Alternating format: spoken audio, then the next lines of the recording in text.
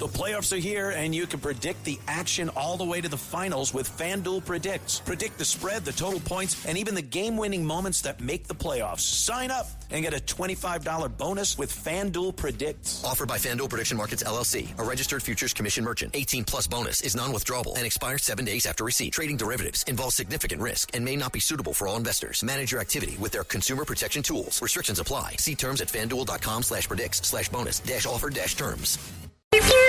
It's the 77 WABC News Hour. Talking the news with Noah Layden. All the news you need to know with Joe Nolan, traffic, Justin Ellick, sports. And now, Talking the news with Noah on 77 WABC. Yes, that's me. Good morning. It is Monday, April 27th. Your forecast from the 77 WABC Weather Center. Sunshine today, a beauty on the way, high 66. Tonight and overnight clear, low 48. And then Tuesday, mostly cloudy, high 65.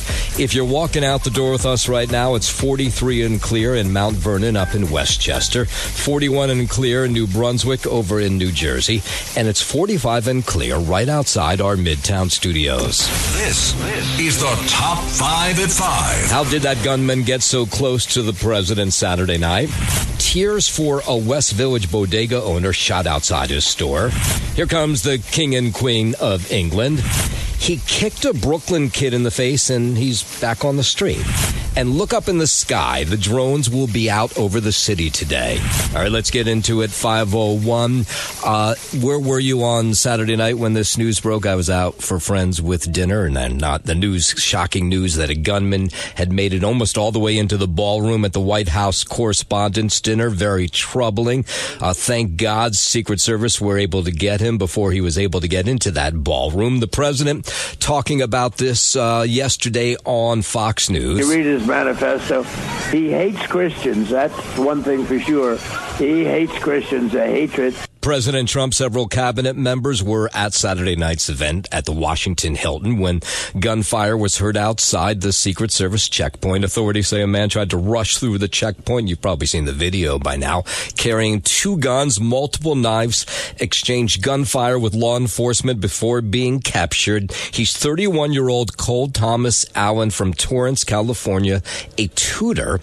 President Trump speaks about this. A very sad evening in many ways.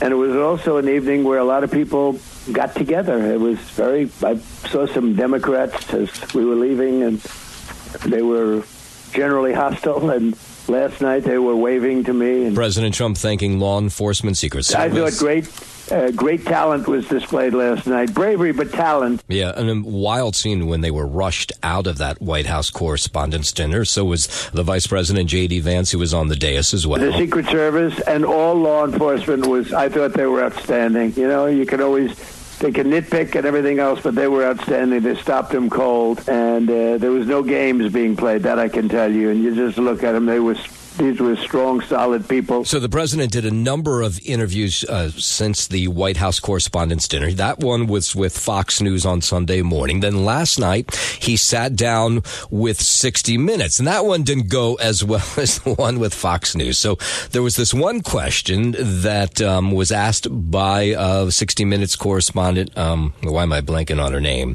The nightly news anchor. Anyway, here she was asking the question about the manifesto that was left behind by the gunman, assuming that he probably thought he was going to be shot and killed. He was not. Read, Mr. President, he appears to reference a motive in it.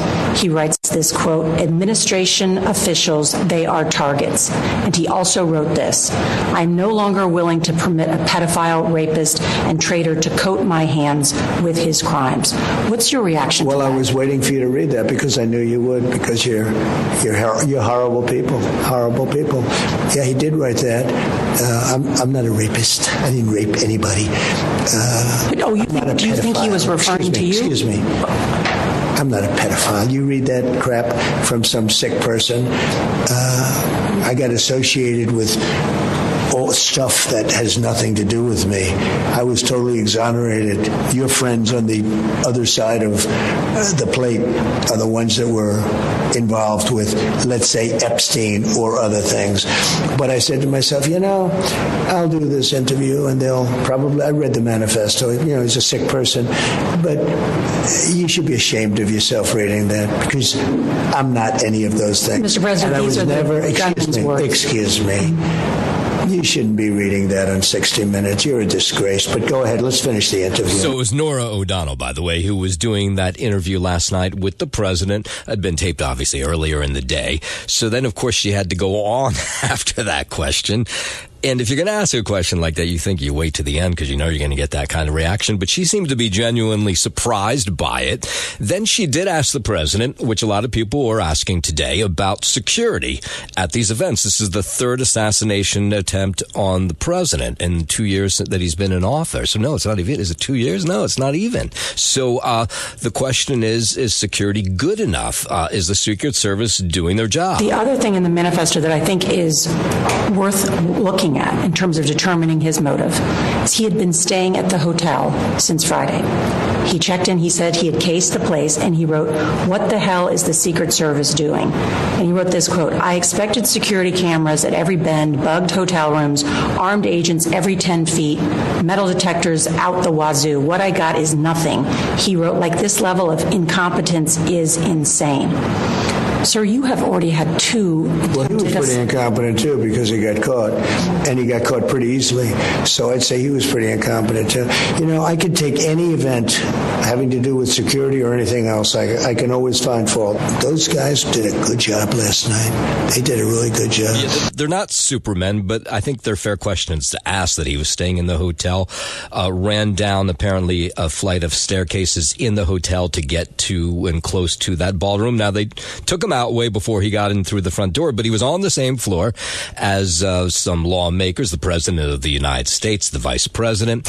Acting Attorney General Todd Blanche says preliminary findings suggest that the target of this gunman was White House officials. We don't have specifics yet about particular members of the administration, except that we do understand that that was his goal and his target. And he confirmed yesterday that, yes, the gunman had two guns, multiple knives, exchanged gunfire with law enforcement. From our preliminary investigation, it does appear the suspect was targeting members of the administration. But he does say the system at the end of the day worked, which it did. Law enforcement and the Secret Service protected all of us. The man barely got past the perimeter. And so when you have a perimeter designed to keep people safe like President Trump, and it works, that's something that should be applauded. This was tragic. It was a night that none of us will forget for a very long time. But do not forget that the system worked. The Secret Service kept us safe, and that man was quickly apprehended and subdued. WABC News Time 5:09. So the gunman Cole Allen sent anti-President Trump manifesto to his family members about 10 minutes before opening fire Saturday night at the Correspondents' Dinner, calling himself the friendly federal assassin and revealing he was trying to kill Trump administration officials. I could read this whole thing, but it's just sort of nutty, and why should I give him more time that he's already going to get? He says people who know Cole Allen are in shock over his actions. Cole Allen is a 31-year-old teacher from Torrance, California. His LinkedIn profile says he works for C2 Education, a college prep service. Max Harris tells NBC Los Angeles that Allen was his tutor. He seemed just like a completely average guy. I mean, I never would have expected anything like this out of a guy like this. Like, it's really just bizarre. Like, I can't believe it. A home in Torrance connected to Allen was sworn by law enforcement last night. He's due in court Monday. I'm Jason Nathanson. Yeah, this Max Harris guy who went to him as a tutor said not the kind of thing he would have ever expected from him. I mean, my friend called me and said, check the news. The C2 guy just tried to whatever he tried to do, and it's like, yo, like, I was unbelievable to me. I never would have expected that in my life. And then we're hearing from all the people, of course, who were at the dinner on Saturday night. Incredibly frightening for them as well. White House correspondent John Decker, he was at the dinner on Saturday night when the shots rang out. He was seated pretty close to the dais where President Trump was. And we heard a pop, pop, pop. That compelled a lot of people that were very close to where I was sitting at the Washington Hilton to essentially get down under the table. This was Decker's 30th White House Correspondents' Dinner, and he says the Secret Service have always done a great job. And you do go through security. You do go through magnetometers. That being said, there are, I've noticed over the years, some holes, but I think that overall the Secret Service does a very good job. You know, look, this is one of those things that is always in the back of your head that could possibly happen. Yeah, same holds true for Fox News' Jackie Henrick, who described the response of security officers. Laying there for a minute while they're talking to each other and saying, are you tracking it? Do you see anything? And hearing them say no, and not knowing in that moment if that meant no, there's no threat, or no, we don't see where it is. We don't know where it's going to pop up. That was when it was scariest. I think that we're all grateful. I was grateful to get off that stage and, hug my loved ones and tell everyone there that I loved, that I was okay. My friends, my colleagues, my fiance. Fox News' David Spunt, he was there as well, describes the immediate aftermath once they sort of realized that there was no longer a threat. President Trump and Vice President Vance and the First Lady, they were all taken to safety, and immediately you saw agents with long guns and shotguns, rifles come to the stage. I said earlier when I was on the phone shortly after this happened, because I was in the room when it happened and heard 4 of those gunshots about a half of a floor or a floor up from where we were. That was the most secure room in the world, one could argue. Yeah, Sean Hannity, he was there as well. That the shooter charged the magnetometer closest to the front door, took a shot at a uniformed division service agent. Yeah, the shooter is in custody, I'm told, at this point.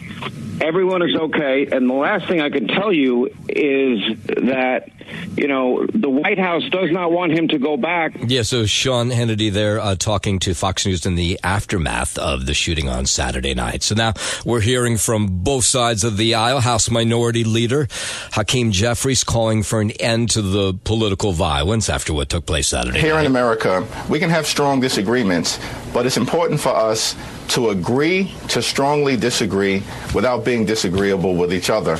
We hear this all the time, of course, after these shootings, and then it doesn't seem like a whole lot changes. And it is certainly the case that violence is never the answer, whether it's targeted at the right, the left, or the center. Now, there was, now that we know everybody is safe, we can look at what was amusing about Saturday night. So there was a woman caught on camera snatching bottles of wine during the chaotic aftermath of the shooting at the dinner.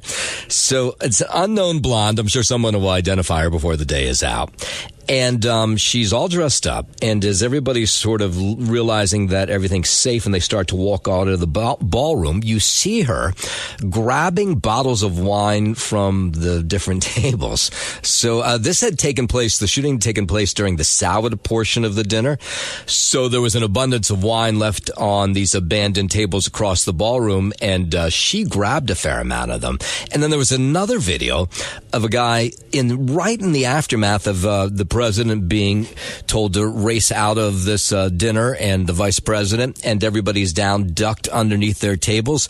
And he has his spoon in the salad, his fork in the salad. He continues to eat like nothing's going on. Now, I guess he was hungry and apparently not that nervous about it. Anyway, we're going to put both of those videos up at WABCRadio.com so you can see them as well. 5:14. A Brooklyn man faces up to life in prison after admitting to killing 3 elderly women between 2015 and 2021. Brooklyn DA's office says 71-year-old Kevin Gavin pleaded guilty to the murders, all of which took place at NYCHA's Carter G. Woodson houses in Brownsville. Pix 11 reports Gavin was arrested about a week after the killing of his final victim, 78-year-old Juanita Caballero, after he was seen using her debit card. He will be sentenced on May 20th. I'm Larry Kofsky. In a moment, we're going to go overseas and talk about the ceasefire that's still on and the talks that are not. We'll get into that in just a moment. But first, 5:15, let's head over to the 77 WABC Sports Desk. Happy Monday. Good morning, Justin Ellick. Happy Monday. Good morning to you, Noam Layden. Start on the hardwood in Atlanta on Saturday night. Karl Anthony Towns had his first postseason triple-double. OG Anunoby scored 22 points, and the Knicks recovered after back-to-back losses to beat the Hawks 114-98, tying the Eastern Conference playoff series at 2 games apiece. Towns, had 20 points, 10 rebounds, and 10 assists. The 11th-year All-Star became the fourth Knicks player to record a triple-double in a playoff game, joining Walt Frazier, Dick McGuire, and Josh Hart.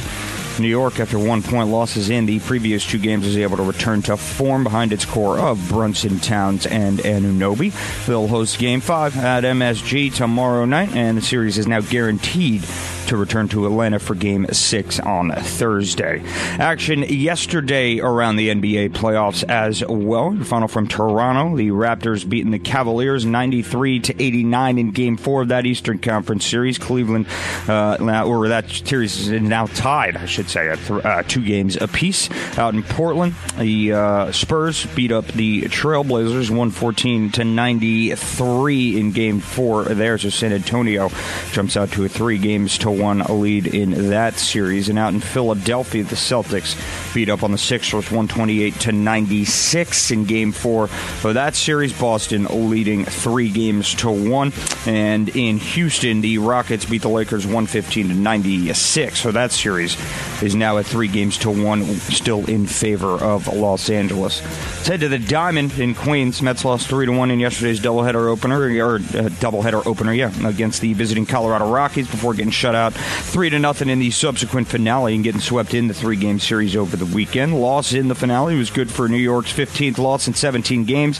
and the Mets are now tied with division rival Philadelphia for the worst record in the MLB at 9-19 overall. Wow, there's a team that's just as bad as the Mets. I didn't even know that the Phillies were playing such bad ball. Wow. Surprisingly so, it's the Phillies who, going into the season, I think had higher expectations than the Mets, and they are playing just as bad, if not worse, baseball, if you're looking at their roster compared to the Mets. So, both teams there in that NL East division really bottom feeders at the moment. Up next for the Mets, Clay Holmes starts tomorrow's series opener against Washington at home.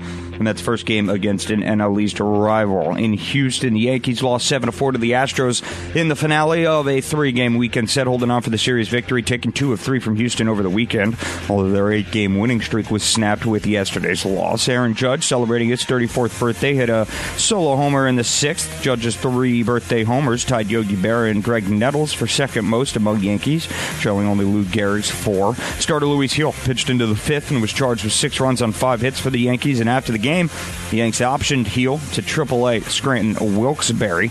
Up next for the Yanks, the ace Max Fried starts in tonight's opener of a 3-game series at Texas. Jack Leiter will go for the Rangers and will be an 8:05 p.m. first pitch from Arlington. That is your Sports Noam, and I'm Justin Ellick on 77 WABC. WABC News Time, 5:20. NYPD on the hunt for a killer who gunned down a teenager inside a Brooklyn bodega on Friday. Cops say it happened in the afternoon at Livonia Deli and Grocery in the East New York section. The New York Daily News reports the victim walked into the store, started fighting with another teen who had walked in behind him, and then shots rang out. The store manager, who was behind the counter at the time, took cover by lying down on the floor. The victim, 16-year-old Marquise Byfield, was shot in the chest and groin. He died at the hospital. Meantime, police believe the shooter who got away is 15 or 16 years old.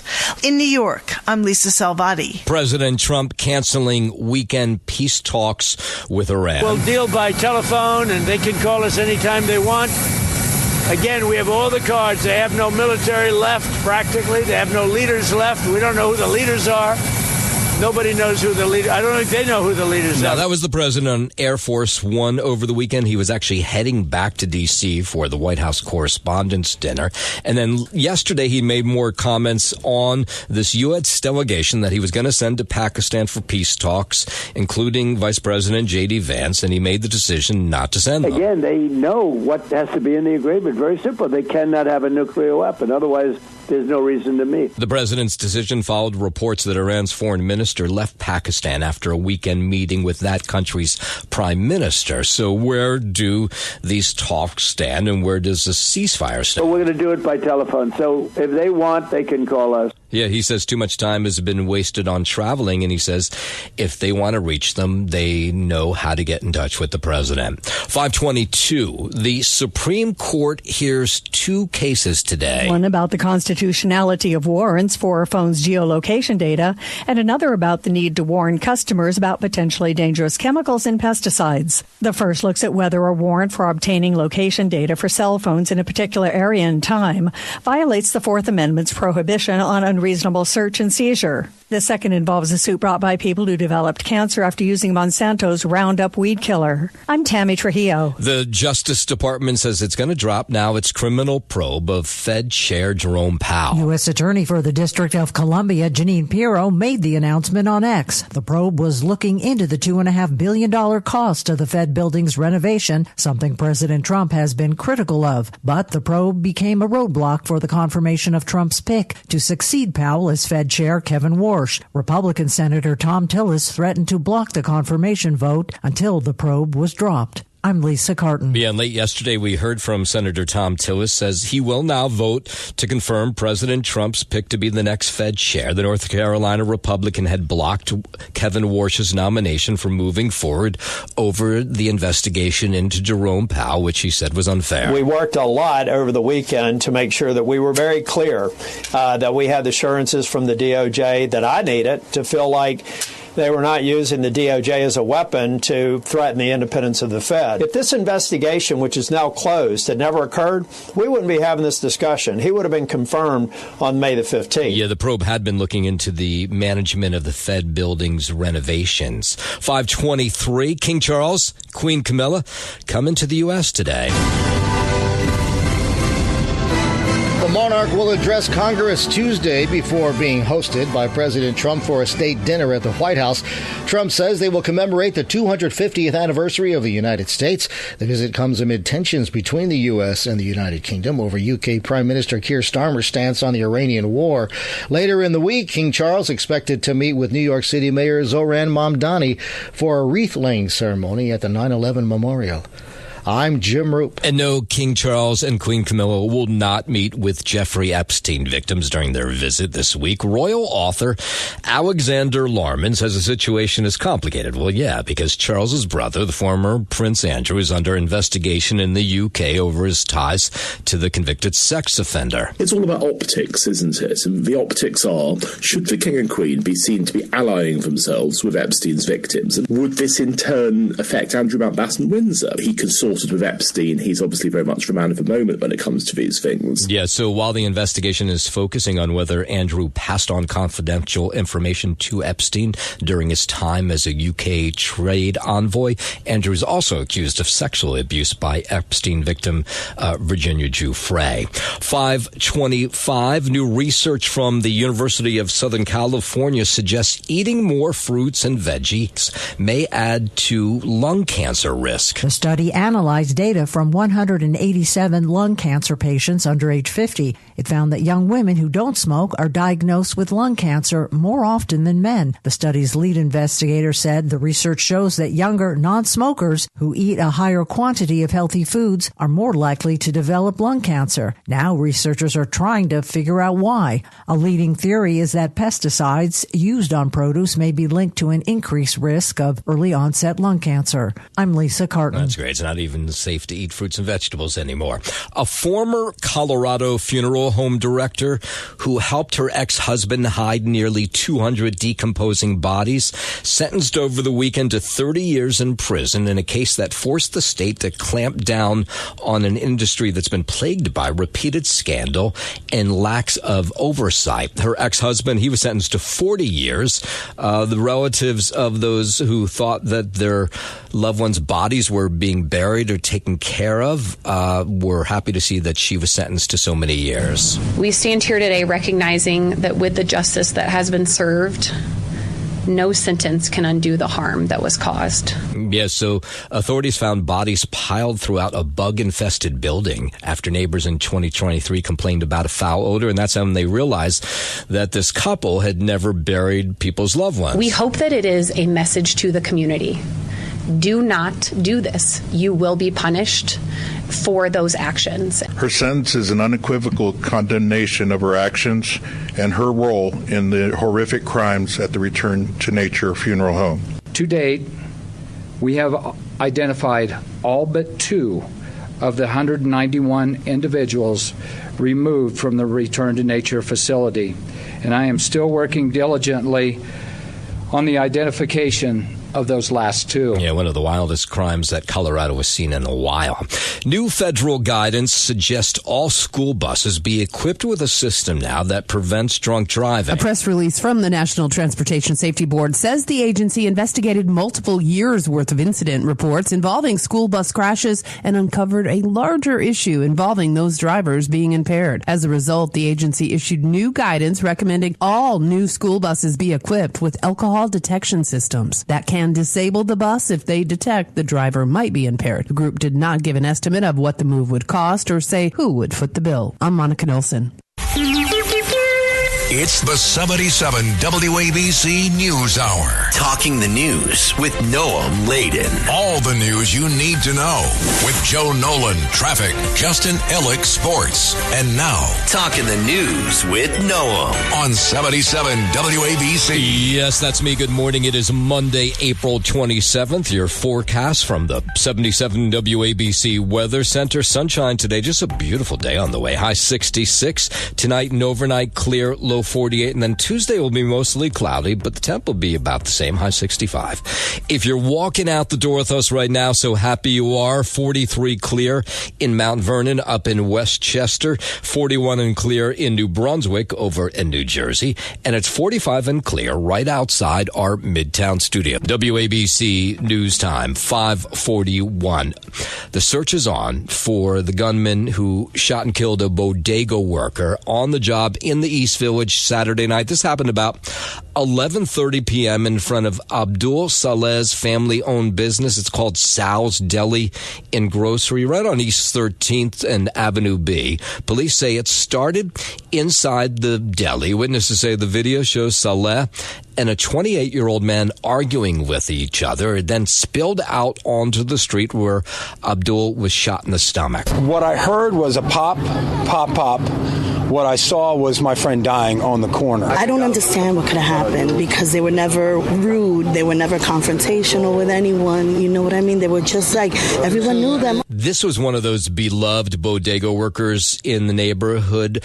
Saleh had just come back from a family visit in Yemen, and they say nobody would have a beef with this guy. The best coffee ever. He knew exactly how I took it. Super cheap, too, which is great because I could tip him more. And when I would travel for work, he'd come to me and say, "Where have you been? How are you?" Yeah, the man who walked into the bodega with a gun on Saturday night is believed to be in the hospital with a gunshot wound himself after one of the bullets ricocheted and struck him. So it's not clear if they've arrested him, if they know who he is. We tried to get clear information from the NYPD this morning before we came on, but unable to. He was like, "Oh, let me see your dog because I want to show my daughter." So he FaceTimed his daughter and showed her my dog on FaceTime just before this happened, like an hour before. Yeah, so far, police have not charged anyone in this shooting. 5:42. King Charles, Queen Camilla will make their first visit today to the U.S. since becoming British monarchs. It was arranged to celebrate the 250th anniversary of American independence. For months, the royal visit has been planned with pomp and circumstance, beginning today in Washington, then here in the city on Wednesday. But after Saturday night's shooting incident at the White House Correspondents' Dinner, there was concerns over safety for the England's king and queen. But however, the royal family announced yesterday they'll still make the trip. It's a decision that former FBI agents say is the right one because they say they will be protected. Other than beefing up security a little bit more to make everybody feel comfortable, they've rehearsed this, they've practiced this. The countries are used to working well together with each other. I don't think it'll be a big problem, and I would expect that the visit would go off smoothly. So the visit begins with a formal welcome at the White House today, a private tea ceremony with the President and First Lady. King Charles expected to deliver an address to Congress on Tuesday, followed by a banquet at the White House on Tuesday night before the couple heads here to the city on Wednesday. The pair will fly to the Big Apple to attend a wreath-laying ceremony at the 9/11 memorial with Mayor Mamdani in attendance. Believe they'll also visit Harlem. I think for security reasons, they haven't given us a whole lot of detail about this schedule, but the King and Queen will be here come Wednesday. 5:44. A 23-year-old man accused of kicking a child in the face in Brooklyn has been released from jail, and neighbors not happy about this. There was surveillance video that was recorded from this incident that took place last month near Union Street and Schenectady Avenue. Shows a man just walking up to a 7-year-old boy, kicking him in the face for no apparent reason, and then he just walks away. So police did catch up with Jesse Daniels. They arrested him, charged him with assault, endangering the welfare of a child. However, now he is back out on the streets. And people say, no, this guy is clearly something's wrong with him. You should keep him behind bars. It's so sick that a grown man would do that to a child. But I hope the child's okay. As long as he don't have any brain damage, nothing, I guess. So the issue is Daniels is already back on the streets since the charges against him don't qualify him to be held on bail. But people in this neighborhood say, we don't want this lunatic maybe walking around. That's very unfortunate, and I'm sorry for the community for that, because kids play out here all the time. I have 2 children myself, so it's just like for him to be kicking kids in the head and just walking scot-free is disheartening, actually. That's bad news. How will he get arrested again? Like, this is crazy. Yeah, I'll put my money down he does get arrested again. All right, in a moment, we'll tell you while the Port Authority is going to test drones out here in the city today. We'll get into that in just a moment. But first, 5:45, let's head over to the 77 WABC Sports Desk. And here's Justin Allen. Thank you, Noam Layden. Start out here in Atlanta on Saturday night. Karl Anthony Towns had his first postseason triple-double. OG Anunoby scored 22 points, and the Knicks recovered after back-to-back losses to beat the Hawks 114-98, tying the Eastern Conference playoff series at 2 games apiece. Towns had 20 points, 10 rebounds, and 10 assists. The 11th-year All-Star became the 4th Knicks player to record a triple-double in a playoff game, joining Walt Frazier, Dick McGuire, and Josh Hart. New York, after 1-point losses in the previous 2 games, was able to return to form behind its core of Brunson, Towns, and Anunoby. They'll host a Game 5 at Madison Square Garden tomorrow night, and the series is now guaranteed to return to Atlanta for Game 6 on Thursday. Elsewhere around the NBA yesterday, out in Toronto, the Raptors beat the Cavaliers 93-89. That series is now knotted at 2 games apiece as well. Out in Portland, the Spurs beat the Trailblazers 114-93 in Game 4 there. San Antonio leading that series 3-1. Now in Philadelphia, the Celtics beat up on the Sixers again 128-96. Boston leading that series 3-1. Before we saw the Rockets beat the Lakers 115-96 in Game 4 of that Western Conference first round. Did you see Game 3 where there were 25 seconds left and the Rockets were up, I think, 5? And the Lakers were able to tie the score and go into overtime. Wow. Yeah, really? You have to go watch it. It's incredible. It's all LeBron, by the way. And he almost won it with a second left on the clock after being down by 5. I think it was 25 seconds on the clock. Yeah.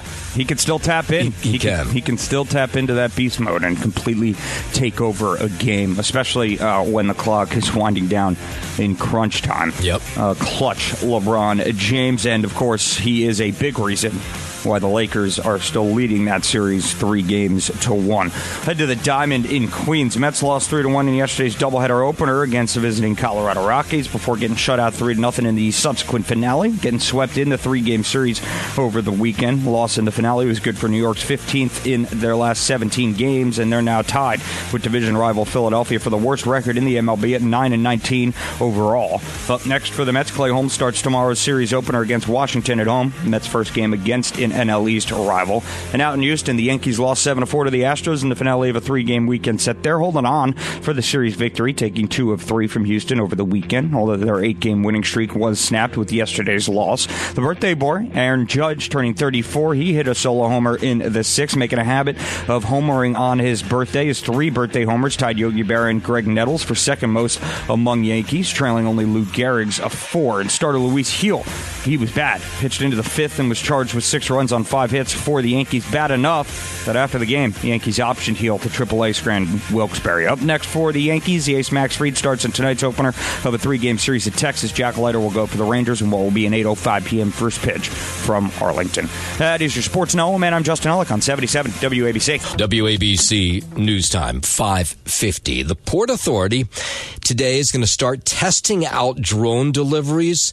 New Yorkers, of course, a little bit worried about putting technology in the sky over the big city. Interesting. How are they going to deliver your drones? How are they going to get it? It depends on what they're delivering. I'm iffy about it. There's too many unstable mind people here. I don't know. Where are they going to come from? Like, what? It's so deep. Who's going to, like, put all of these things in the sky? Those are all good questions. So for the next 12 months, Port Authority says drones will be flying lightweight medical items over the East River between Brooklyn and Lower Manhattan. And, you know, what could go wrong? Port Authority is going to take care of it. They're the worst. They always lose money. You know what I'm saying?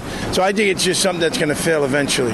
It's just a start. That's the testing phase. If it works, obviously other things going to come behind it. Yeah, so the Port Authority said this could be the first step in delivering goods for public benefit, as they say, around the region as a means of removing cars from congested roads and putting some of that stuff up in the sky. 5:51 over to New Jersey, where New Jersey Republican Congressman Tom Kean Jr. has missed votes in the House for more than a month now without providing his constituents any sort of explanation. The 57-year-old cast his last vote. You have to go back to March 5th. Since then, he's missed 50 roll call votes. Well, over the weekend, you had Speaker Mike Johnson put out a statement to ABC saying that he had spoken to the congressman by phone and that he's dealing with some unspecified personal health matters.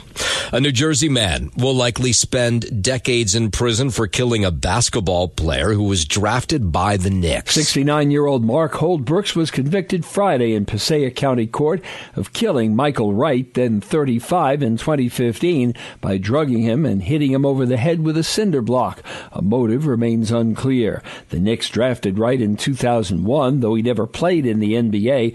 Under New Jersey sentencing guidelines, Holdbrooks will have to serve at least 30 years before becoming eligible for parole. He'll be sentenced in July.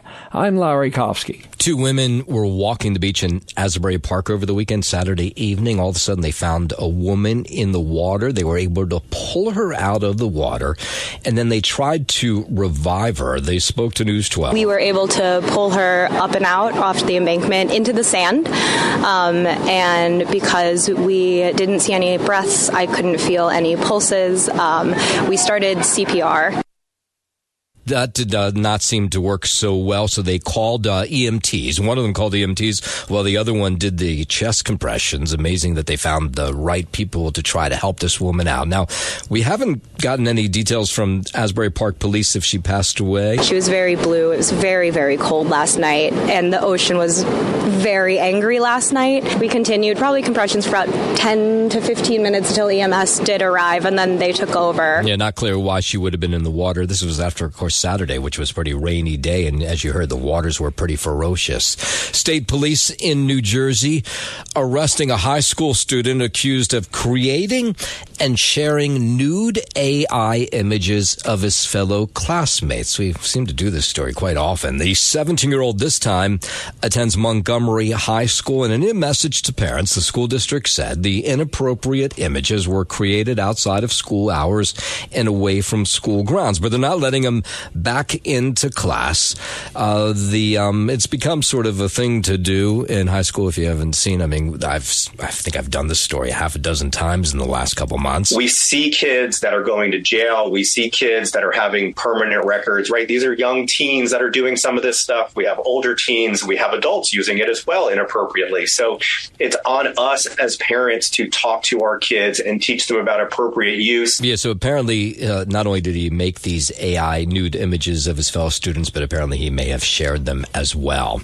Out to Long Island, where deadly flesh-eating bacteria has been found in more swimming areas. Vibrio vulnificus has been discovered in Sagaponack Pond, Mecox Bay, and Georgica Pond. Dr. Chris Gobler, a Stony Brook University marine life expert, says this flesh-eating bacteria can cause death within 48 hours if left untreated. Symptoms include fever, chills, vomiting, diarrhea, and worsening skin infections. You can also get Vibrio by eating raw or undercooked shellfish. I'm Sarah Lee Kessler. While we're out on Long Island, this is just one of those odd stories. Why did he do it? In Manorville, a man there arrested after allegedly causing about $500,000 worth of damage at the Pine Hills Golf and Country Club on two separate occasions. This 24-year-old, his name is Joseph Manzella, allegedly drove his Chevy Impala onto the golf course last year, damaging the green and two sand bunkers between holes 13 and 14. That was $250,000 in damage. And then apparently he came back again more recently to do even more damage. This time he drove a BMW. Now, here were some golfers who were in the area the first time he hit. They had a temporary green on 13, and then they had closed the par 3 14. The car was actually in the bunker with the with the tail sticking out of the bunker. It was quite a sight. As we were playing, cop cars kept driving across 18 down towards where the car was. Yeah, so that was interesting. Yeah, so why did he do it? We don't have an answer. I don't think police do either, but they finally caught up with him, arrested him over the weekend in Shirley. There was a lot of damage on that on 13 and 14, but I didn't know that they did that much damage. I guess when you damage a green, that's pretty expensive. Yeah, greens cost a lot of money. So Manzella was arraigned in First District Court in Central Islip over the weekend, released under supervised conditions. He's due back in court on May 12th. Some of these golfers say they have an idea of what kind of punishment he should face. He should do community service, and they should give him the job of mowing, reseeding, mowing that thing, and mow the whole golf course by hand. Yeah, I don't know. They want the guy who destroyed the greens mowing the greens. That may not make sense. Thanks for listening to the News Hour with Noam Laden. You can hear the News Hour with Noam Laden weekday mornings at 5 on 77 WABC. If you like the podcast, share it with your friends and listen anytime at WABCRadio.com and download the WABC Radio app. Hit that subscribe button on all major podcast platforms. Plus, follow WABC on social on Instagram, TikTok, Facebook, and X. See you next time for a new episode so you never have to wonder. What the heck is going on here?